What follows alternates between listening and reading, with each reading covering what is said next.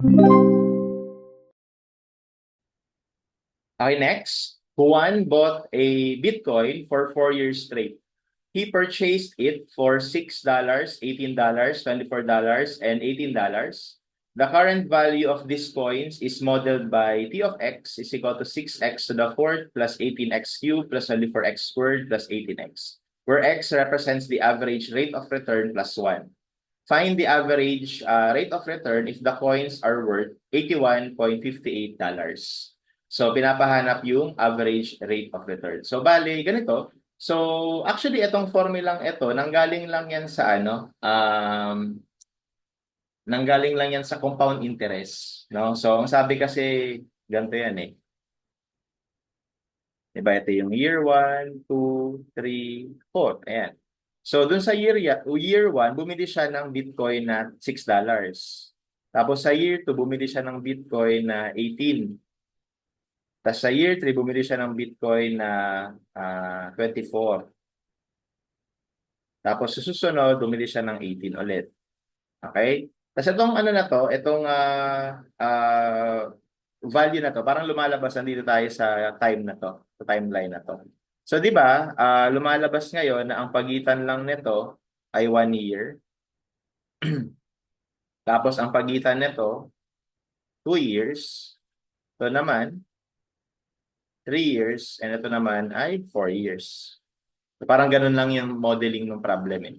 So, di ba, para kaya nga lumabas nga, ito yung value niya ngayon, no? So, ang value niya ngayon, so magkano yan? So, di ba, ito, compound interest, 18 times 1 plus I.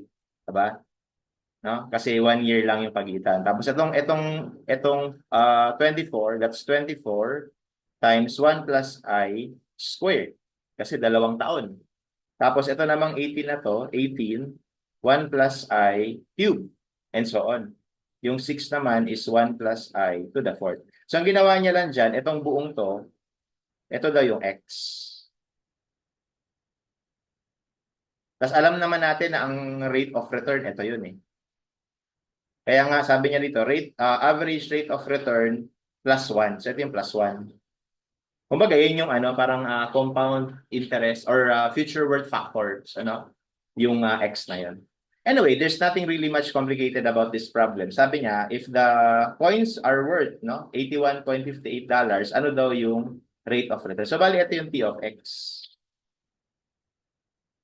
Okay, so bali magiging 81.58 is equal to 6x to the fourth plus 18x cubed plus 24x squared plus 18x. So, we can just directly solve for x here.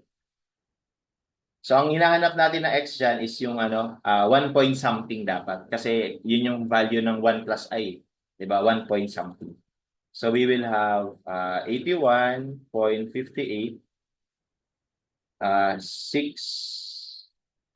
to the fourth plus 18x cubed plus 24x squared plus 18x.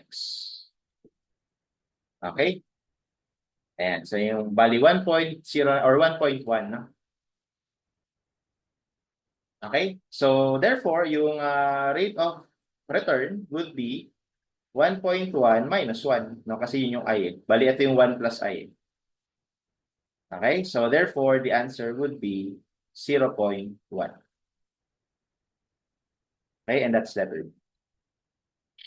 Alright, so that's how we answer this problem.